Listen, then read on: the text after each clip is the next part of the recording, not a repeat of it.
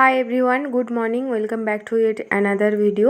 এটা ছিল বাবার বাড়ি থেকে বাড়ি ফেরার দিন, মানে লাস্ট দিন। যে ভিডিওটা আমার পোস্ট করতে একটুখানি দেরি হয়ে গিয়েছে। এর আগের ভিডিওটা আমি আগেই পোস্ট করে ফেলেছি, তো ভাবলাম এটা আগে পোস্ট করি।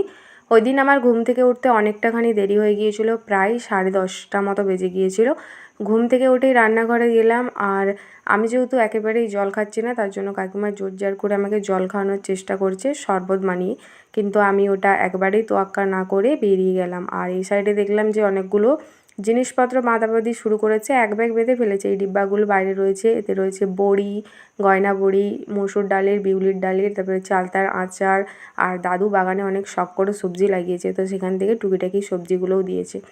আমি করলাম কি, তেলের বোতলটা নিয়ে চললাম বাইরে ছোটো ঠাম্মির কাছে। বিয়ের আগে থেকেই ছোটো ঠাম্মির কাছে আমার এই রকমভাবে হেয়ার ম্যাসাজ করতে ভীষণ ভালো লাগে। ছোটো ঠাম্মি এত ভালো করে হেয়ার ম্যাসাজটা করে দেয় যে পার্লারের হেয়ার ম্যাসাজকেও পুরো হার মানিয়ে দেয়, মানে হাতে যাকে বলে জাদু আছে। আর আমার তো মনে হয় যে স্বর্গসুখ। আর ইদানিংকালে আমার এত ভীষণ মাথার যন্ত্রণা হচ্ছে, তো তার জন্য সকাল সকাল, সকাল না মানে প্রায় দুপুর হতেই যায়, তখন বসে বললাম হেয়ার অয়েলিং করতে। আর এখানে আমাদের সাথে ছিল অয়ম, আর এত ভীষণ ফোন অ্যাডিক্ট হয়েছে বাচ্চাটা, তো ফোন দেখতেই চাই। তো আমি ওকে অন্যভাবে কথা বলে ভোলানোর চেষ্টা করছিলাম। এটা মেখে আমি 1 ঘন্টা মতো বসেছিলাম, তারপর চলে গিয়েছিলাম স্নান করতে। স্নান সেরে এলাম, আর এখানে বাড়ির বাকি সমস্ত সদস্যের খাওয়া দাওয়া হয়ে গিয়েছিল। কাকিমা আর 2 ভাই বোন আমার জন্য অপেক্ষা করছিল, আর এখানে সবাই এখন বসে পড়েছি খেতে। কাকিমা বকাবকি করছে যে এত দেরি হয়ে গেছে আর এখনও সকাল থেকে কিছুই খায়নি, তো এখন খেতে বসেছি। আর এই হচ্ছে আমার ভাই বোনদের থালা, যেগুলোতে রান্না করে কাকিমা রেখেছিল, সেইগুলোই সমস্ত কিছু ধরিয়ে দিয়েছে। আজকে অনেক কিছু রান্না করেছিল। আর এই হচ্ছে আমার থালা, যেখানে সুন্দর করে যেমনভাবে আইবুড়ো ভাতের থালা সাজিয়ে দেয়, সেরকম একেবারে পেতলের থালাতে 3-4 রকমের ভাজা, সবজি, তরকারি, মাছ, মাংস, ডিম সমস্ত কিছুটা সাজিয়ে গুছিয়ে খেতে দিয়েছিল। খাওয়া দাওয়া সেরে এখন ওই একখানেই মাদুর পেতে বসে পড়েছিলাম তাস খেলতে। আর তাস খেলার তো আমি কিছুই জানি না, তো প্রথমে আমার ভাই বোনরা চেষ্টা করেছিল আমাকে শেখানোর, আর আমি তো একবারে লবডঙ্কা, কিছুই খেলতে পারছিলাম না। তার জন্য আমাকে ওরা অনেকক্ষণ ধরে বোঝানোর পরেও আমি কিছুই বুঝতে পারছিলাম না, সমস্তটাই আমার মাথার ওপর দিয়ে যাচ্ছিল। প্রথমে এদের এই হাসি মুখগুলো এখন দেখো। আর এই হচ্ছে আমার ছোট ভাই, যে ভীষণ ক্যামেরা চাই, মানে অ্যাকচুয়ালি আমার সমস্ত ভাই বোনরাই ক্যামেরা চাই, ও আরও একটু ভীষণ বেশি ভাবে। তো এখন দেখো পুরো সিরিয়াসভাবে আমাকে তাস খেলানোটা শেখানোর চেষ্টা চলছে। আমি বলছি যে আমি পারবো না। আর আমার সুজন এত ভীষণ আমার উপরে এই মুহূর্তে চেঁচাচ্ছিল যে আমারও মাথা গরম হয়ে গিয়েছিল, আমিও চাচ্ছিলাম, মানে হয় না ভাই বোনদের খুনসুটি। তারপরে আজকে যেহেতু বাড়ি ফিরে যেতে হবে, আমারও একটুখানি মনটা খারাপ ছিল, তার জন্য মাথারও একটু হুটহাটি গরম হয়ে যাচ্ছিলো। খেলতে খেলতে সবাই আমার উপরে একটুখানি রেগে গিয়েছিল, তো অবস্থাটা একেবারে সিরিয়াস মতো হয়ে গিয়েছিল। আর সেই অবস্থাটাকে একটু কুল ডাউন করার জন্য আমাদের সঙ্গ দিতে এসেছিলো অয়ম। আমরা আর খেলা করিনি, ওকে সমস্ত তাসগুলো দিয়ে দিয়েছিলাম। আর ওই তাসগুলো নিয়ে পুরো ছিঁড়ে ফেলছিল, মাথায় দিচ্ছিল, আর সব ছড়িয়ে ছড়িয়ে দিচ্ছিল। তো ওকে আমরা সবাই ভীষণ ডাকছিলাম, এদিকে তাকাও ওদিকে তাকাও। এত তাস খেলায় মত্ত হয়ে গিয়েছিল যে পুরো আমাদের দিকে তাকাচ্ছিলই না। তারপরে কাকিমা খুব জোরে একটা বকা দিয়েছে, তখনও কাকিমার দিকে একবার তাকালো, আর তখন আমরা হাসছিলাম, ওরা একটু কাঁদতেও শুরু করে দিয়েছিল। এরপর 4:30 মতো বেজে গিয়েছিল গল্প করতে করতে, আর আমার অনেকটাই দেরি হয়ে যাচ্ছিলো, আমাকে যেহেতু বাসে করে ফিরতে হবে। তো আমি চলে গিয়েছিলাম রেডি হতে। রেডি হচ্ছিলাম, এখনও একটু একটু ঠান্ডাই ছিল, তো তাই সোয়েটার টুপি এগুলো সমস্ত পরেই যাচ্ছি, কারণ প্রথমে আমার একটু বাজারে কাজ রয়েছে, যে কাজগুলো আমার বাকি রয়েছে, তো সেগুলো কেনাকাটা করব। তারপর আবার বাসে করে ফিরতে হবে। ফিরতে ফিরতে হয়তো অনেকটাখানি দেরি হয়ে যাবে, 1-2 দোকানেও যাওয়ার ছিল, তার জন্য এখানে রেডি হয়ে সোয়েটার টোয়েটার পরে নিয়েছি। আর কাকিমা আমাকে বলছে যে একটা টিপ পরতে, টিপ না পরলে নাকি মুখটা ফাঁকা ফাঁকা লাগে।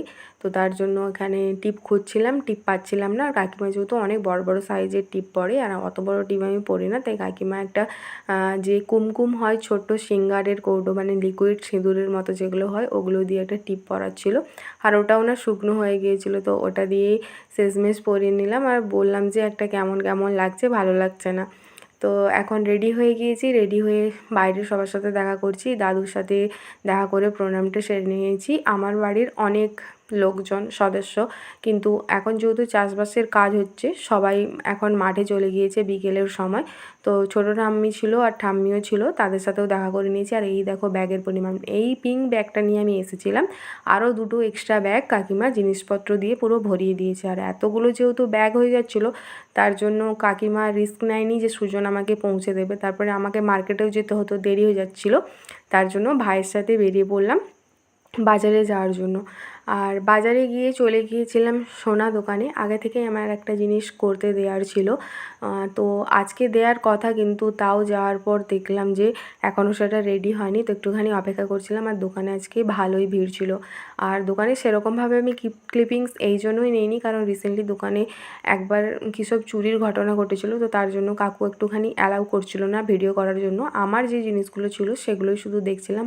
আর এই আংটিটা, এটা হচ্ছে আমার বোন করতে দিয়েছে, যেটা রেডি হয়ে গেছে, তো কাকু আমাকে ডিজাইনটা দেখালো, আমি যেহেতু দেখবো বলেছিলাম।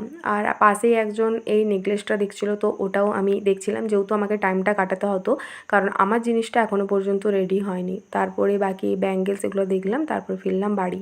সো এখন বেজেছে 9:30, বাবার বাড়ি থেকে বাড়ি ফিরেছি 7:30 নাগাদ। সোনা দোকানে গিয়েছিলাম, ওখানে 1 ঘন্টা মতো লেগেছিলো, যেহেতু আমার জিনিসটা রেডি হয়নি। আর তারপরে ওখান থেকে বাসে করে আর তারপরে এই সাইডে আবার ওর সাথে বাড়ি ফিরেছি। আর ইদানিংকালে আমার এত ভীষণ মাথা যন্ত্রণা হচ্ছে, বাড়ি ফেরার পর শরীর ভীষণই খারাপ হয়ে গিয়েছিলো, তো ঘুমিয়ে পড়েছিলাম। সবে ঘুম থেকে উঠে চোখে মুখে জল নিয়েছি, এই জন্য চোখ মুখ পুরো আলু কুমড়োর মতো ফুলে ফুলে গিয়েছে, কেমন একটা লাগছে। আর বিছানার অবস্থাও খারাপ, মানে সমস্ত জিনিসপত্র ব্যাগপত্র পড়েই রয়েছে, এখনও গোছানোর মানে টাইমও হয়নি, আর গোছায়নি পর্যন্ত। 1 ঘন্টা মতো ঘুমিয়েছি, ঘুম থেকে উঠেছি 8টা নাগাদ। তারপরে দুজনে মিলে, মানে আমার শরীরটা যেহেতু খারাপ, তো আমাকে হেল্প করেছিল রাতে রান্নাবান্না করার জন্য। রাতেই সিম্পল হচ্ছে যে ডাল আলু সেদ্ধ আর একটা সবজি ভাত রান্না করে দিয়েছি। আর খাওয়া দাওয়াও হয়ে গিয়েছে, অনেক জলদি খাওয়া দাওয়া হয়ে গেছে, যেহেতু শরীর একেবারেই ভীষণ ভালো লাগছে না। জানি না এত ইদানিং কেন ভীষণ মাথা যন্ত্রণা হচ্ছে, না আবার মাইগ্রেনের সমস্যা এসে যাচ্ছে, না চোখের প্রবলেম, আমি জানি না কি হচ্ছে। মোটামুটি শরীর ভালো নেই, ভীষণ মাথার যন্ত্রণা হচ্ছে, এটাই সবথেকে বড় প্রবলেম। তো ওখান থেকে ফিরে গিয়েছিলাম সোনা দোকানে, কি নিয়েছি সেটা আর তখন আমি দেখাতে পারিনি, কারণ দোকানে ভিড় ছিল আর অনেক তাড়াহুড়ো করে নিয়ে চলে এসেছি, কারণ রেডি হচ্ছিলো, দোকানেও একটুখানি প্রবলেম চলছিল। তো এখন হচ্ছে যে কি নিয়েছি, ভাবলাম যে এখন সেটা তোমাদের সাথে শেয়ার করে দিই। তো আমি সেটা নিয়েই বসেছি যে দেখানোর জন্য যে কী নিয়েছি না নিয়েছি। আর মোটামুটি এরকম একটা বক্সের মধ্যে আমার জিনিসটা রয়েছে। আর এই হচ্ছে যে সেই জিনিস, এটা আবার একটুখানি পড়ে গিয়েছে, যাই হোক।